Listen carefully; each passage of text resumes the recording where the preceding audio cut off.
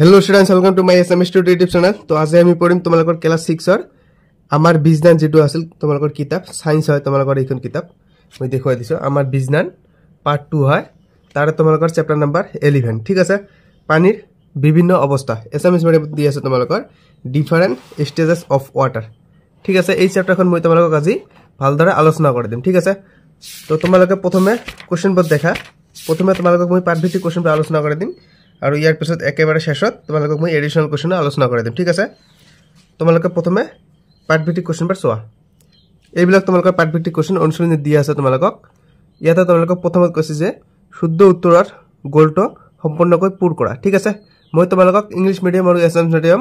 দুইটাই আলোচনা কৰি দিম ঠিক আছে বহুত মিডিয়াম মই তোমালোকক আলোচনা কৰাই দিম তো তোমালোকে যদি এতিয়ালৈকে চেনেলটো সাবস্ক্ৰাইব কৰি নাই সাবস্ক্ৰাইব কৰি লোৱা আৰু ভিডিওটো এটি লাইক কৰি দিয়া ইয়াতে আমাক প্ৰথম কোশ্চেন দিছে যে এটো আমাৰ প্ৰথম কোশ্চেন কি কৈছে যে মেঘ বা ডাবৰ সৃষ্টিৰ মূল কাৰণটো হল ইয়াত আমাক চাৰিটা কোশ্চেন দি আছে অপচন দি আছে সৰি ইয়াত আমাক চাৰিটা অপচন দি আছে ইয়াৰ ভিতৰত শুদ্ধ উত্তৰ হৈছে আমাৰ অপচন নম্বৰ বি ঘনীভৱন ঠিক আছে তো তোমালোকে option number B to right sign দিবা আৰু এইফালে ৰাইট সাইডত তোমালোকৰ এই চাৰিটা বৃত্ত দি আছে তোমালোকে অপচন নম্বৰ বি যিটো বৃত্ত আছিল এটো সম্পূৰ্ণ কৰি দিবা ঠিক আছে আৰু তোমালোকক ইংলিশ মিডিয়ামতে ইয়াতে দিছে এইফালে তোমালোকে চাই লোৱা ইয়াতে তোমালোকৰ শুদ্ধ উত্তৰ জানাই বি এটো হৈছে তোমালোকৰ শুদ্ধ উত্তৰ কনটেনশন তো তোমালোকে বি টু সম্পূৰ্ণ কৰি দিবা মই কোশ্চেনটো আৰু নপঢ়ো ঠিক আছে তোমালোকক মই এছএমএছ মিডিয়ামত ডিটেইলছ আলোচনা কৰি দিম আৰু ইংলিশ মিডিয়ামত অকন খালি এনসাৰটো ডাক দি দিম ঠিক আছে ইয়াৰ পিছত তোমালোকৰ ইফালে আছে পেজ নম্বৰ 124 এছএমএছত দি আছে তোমালোকক প্ৰথমে মই এছএমএছ মিডিয়ামটো ফলো কৰিম তাৰ পিছত তোমালোকক ইংলিশ মিডিয়ামত উত্তৰখিনি কৈ দিম ঠিক আছে ইয়াত তোমালোকক দি আছে যে ঘনীভৱনৰ ফলত কি হয় মোস্ট ইম্পৰ্টেন্ট কোশ্চেন ইয়াতে আমাৰ অপচন নম্বৰ এ দি আছে পানীৰ পৰা জলীয় বাষ্পলৈ পৰিৱৰ্তন অপচন নম্বৰ বি দি আছে জলীয় বাষ্পৰ পৰা পানীৰ কণিকালৈ তাৰ পিছত অপচন নম্বৰ সি দি আছে পানীৰ কণিকাৰ পৰা মেঘ গঠন আৰু অপচন নম্বৰ ডি দি আছে মেঘৰ পৰা বৰষুণ তো ইয়াত আমাৰ শুদ্ধ উত্তৰ হৈছে অপচন নম্বৰ সি পানীৰ কণিকাৰ পৰা মেঘ গঠন ঠিক আছে তো তোমালোকে অপচন নম্বৰ সি যেটো বৃত্ত আছিল এটো তোমালোকে সম্পূৰ্ণ কৰি দিবা এটো ঠিক আছে আৰু ইয়াতে তোমালোকৰ ইংলিশ মিডিয়ামতে দি আছে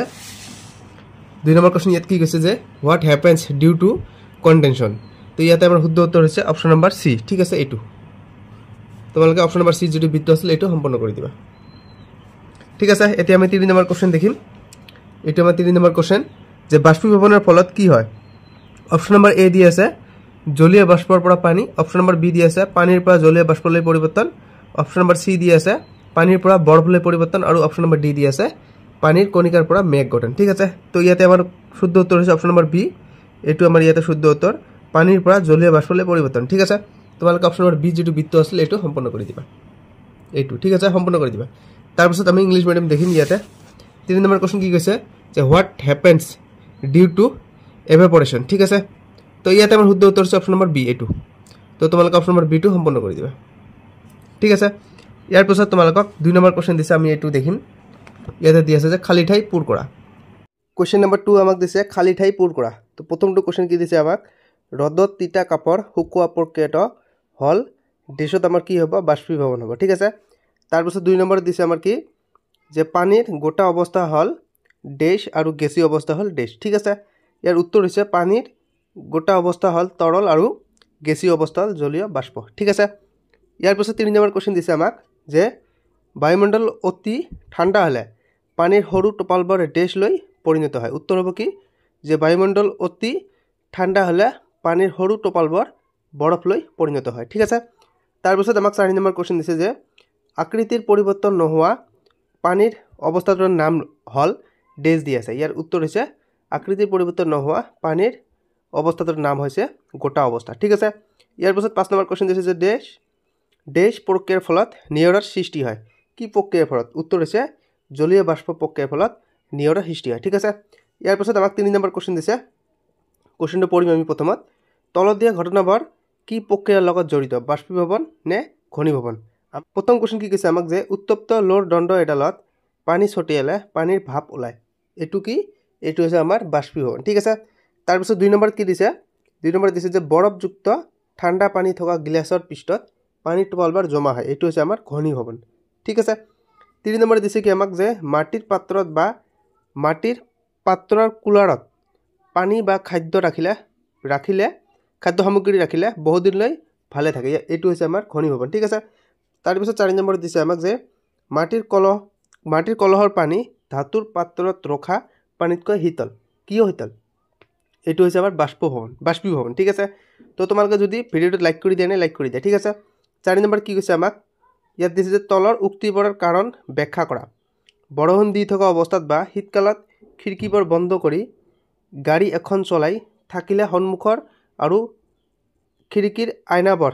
ধোৱা দেখি কিয় হয়? এইটো কাৰণ দৰ্শাব গৈছে আমাক। ঠিক আছে, ইয়াৰ উত্তৰ দি আছে যে গাড়ীৰ ভিতৰত মানুহৰ নিঃশ্বাসৰ জলীয় বাষ্প ঠাণ্ডা গ্লাছত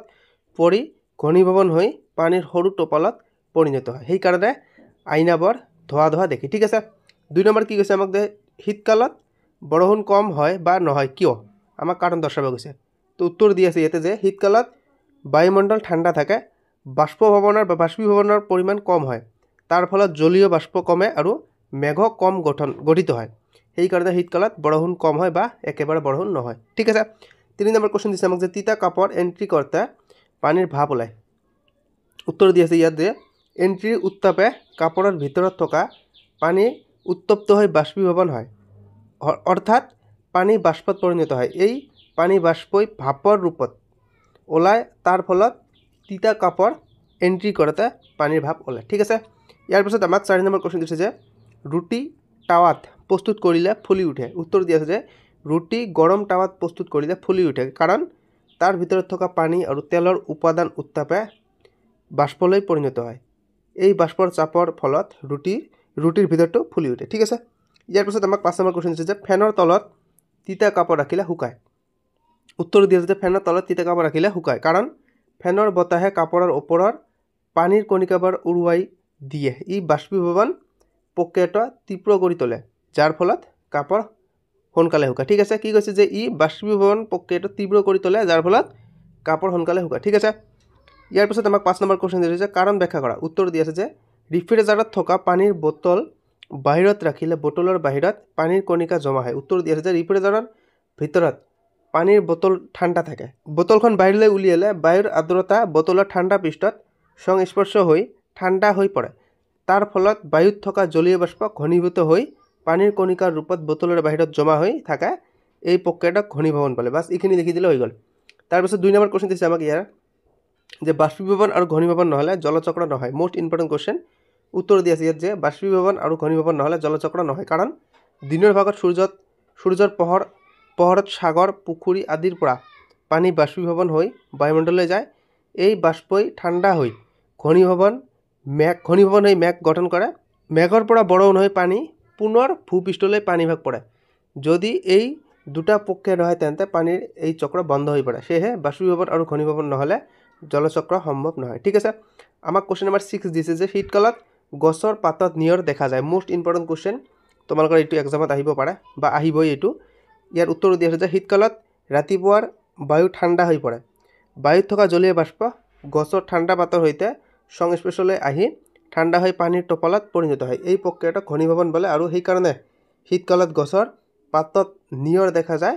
যেনে ঠাণ্ডা পানীৰ গিলাচৰ বাহিৰত যে পানীৰ টোপাল দেখা যায় সেই নিয়ৰৰ দৰে। ঠিক আছে, তাৰপিছত আমাক 7 নম্বৰ কোৱেশ্চন দিছে যে সূৰ্যৰ পোহৰত ভূপৃষ্ঠৰ পানীভাগ শুকাই যায় কিয়? Most important question. উত্তৰ দি আছে যে সূৰ্যৰ পোহৰত ভূপৃষ্ঠৰ পানী বাষ্পীভৱন হৈ বায়ুত জলীয় বাষ্পৰূপে মিহলি হয়, ঠাণ্ডা হৈ এই বাষ্প ঘনীভূত হয় আৰু মেঘ গঠন কৰে। মেঘৰ পানীৰ কণিকা ডাঙৰ হৈ বৰষুণৰ ৰূপত ভূপৃষ্ঠলৈ পৰে, তাৰ ফলত ভূপৃষ্ঠৰ পানীভাগ শুকাই যায়। ঠিক আছে, তাৰপিছত আমাক কোৱেশ্চন নম্বৰ 8 দিছে ইয়াত যে পানীৰ দৰে তিনিটা অৱস্থাত পাব পৰা এবিধ পদাৰ্থৰ নাম। Most important question. উত্তৰ দি আছে ইয়াত যে পানীৰ দৰে তিনিটা অৱস্থাত পাব পৰা এবিধ পদাৰ্থৰ নাম হৈছে নেপথালিন। ঠিক আছে, কোৱেশ্চন নম্বৰ 9 দি আছে যে বাষ্পীভৱনত কি কাৰকে প্ৰভাৱিত কৰে? ঠিক আছে, উত্তৰ দি আছে যে বাষ্পীভৱনত বায়ু চাপ, পৃষ্ঠৰ আয়তন, আৰ্দ্ৰতা, উষ্ণতা, বতাহৰ বেগ আদি কাৰকে প্ৰভাৱিত কৰে। ঠিক আছে, তাৰপিছত আমাক 10 নম্বৰ কোৱেশ্চন দিছে এছামিছ মিডিয়ামৰ শেষৰটো কোৱেশ্চন যে হাতত চেনিটাইজাৰ লগালে হাতখনত ঠাণ্ডা লাগে কিয়? উত্তৰ দি আছে যে হাতত চেনিটাইজাৰ লগালে হাতখনত ঠাণ্ডা লাগে বা ঠাণ্ডা অনুভৱ হয়, কাৰণ চেনিটাইজাৰত এলকহল থাকে, যি বেছি ঊৰ্ধ্বমুখী আৰু হাতত লগালে এলকহল বেছি দ্ৰুত বাষ্পীভৱন হয়। এই বাষ্পীভৱনৰ সময়ত হাতৰ তাপ লৈ লয়, ফলত হাতত ঠাণ্ডা অনুভৱ হয় বা ঠাণ্ডা লাগে। এই প্ৰক্ৰিয়াটোক বাষ্পীভৱনৰ উষ্ণতা শোষণ বোলে। ঠিক আছে, তো আমাৰ এছামিছ মিডিয়ামৰখিনি আলোচনা হৈ গ'ল। এতিয়া মই তোমালোকক ইংলিছ মিডিয়ামৰখিনি আলোচনা কৰাই দিম। ইংলিছ মিডিয়ামৰ আমাৰ 1 মাৰ্কৰ কোৱেশ্চনবোৰ হৈ গৈছে এতিয়া মই তোমালোকক নাম্বাৰ 2 কোৱেশ্চনত যিবোৰ আছে সেইবোৰ তোমালোকক মই আলোচনা কৰি দিম তোমালোকে কিতাপৰ পেজ নম্বৰ 123 বাহিৰ কৰিলা ঠিক আছে কি কৈছে তোমালোকক 2 নম্বৰত যে ফিল আপ দা গ্যাপ দি আছে প্ৰথমটো হ'ব তোমালোকৰ ইভাপোৰেশন সেকেন্ডটো হ'ব তোমালোকৰ দুটা তাত গ্যাপ দি আছে দুটা খালি ঠাই দি আছে প্ৰথমটো হ'ব আইস আৰু সেকেন্ডটো হ'ব ওয়াটাৰ ভেপাৰ ঠিক আছে 3 নম্বৰটো তোমালোকৰ আইস দিলে হৈ গল 4 নম্বৰটো তোমালোকৰ হ'ব সলিড 5 নম্বৰটো হ'ব তোমালোকৰ কনডেনশন ঠিক আছে ইয়াৰ পিছত তোমালোকক 3 নম্বৰত কৈছে যে ইভাপোৰেশন হ'ব নে কনডেনশন হ'ব ঠিক আছে প্ৰথমটো কোৱেশ্চন হ'ব তোমালোকৰ প্ৰথমটো কোৱেশ্চনৰ উত্তৰ হ'ব ইভাপোৰেশন সেকেন্ডটো হ'ব কনডেনশন থাৰ্ডটো হ'ব ইভাপোৰেশন আৰু ফোৰ্থটো হ'ব ইভাপোৰেশন ঠিক আছে ইয়াৰ পিছত আমাক